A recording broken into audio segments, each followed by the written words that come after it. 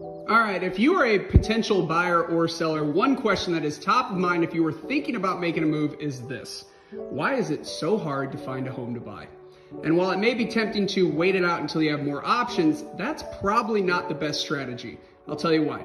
There is simply not enough homes for sale right now, but that shortage, this housing market inventory crisis, this isn't just a today problem.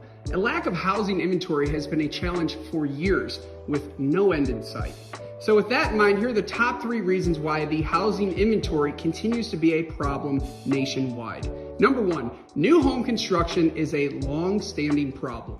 Look, one of the biggest reasons the housing inventory continues to stay so low is that new home builders simply haven't been building enough homes in the recent years. In fact, over the past 15 years, new home construction has been below the 52-year average.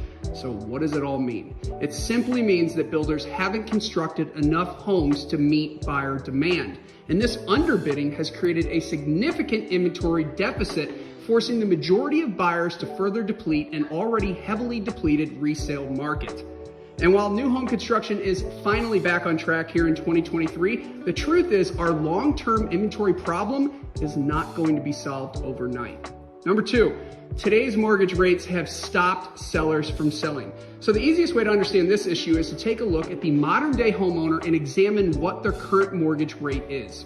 Did you know 42% of all homeowners currently do not have a mortgage? This means half of all homeowners in the United States are currently living mortgage free. And on top of that, 65% of all homeowners with a mortgage have an interest rate below 4%. So knowing what we know now, it's easy to see why some homeowners are simply reluctant to sell their home because of where their mortgage rates are at this current time.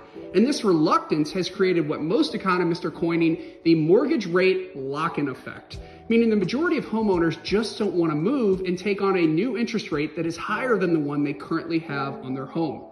Number 3, misinformation continues to breed unnecessary fear. One of the biggest factors limiting home inventory in 2023 is the fear that has been created by the media. I'm sure you've seen the negative headlines calling for a housing crash, or the other headlines that say that home prices could fall by 20%. And while neither of those things have happened, the media continues to create headlines and stories, further scaring off potential buyers and sellers from entering the market.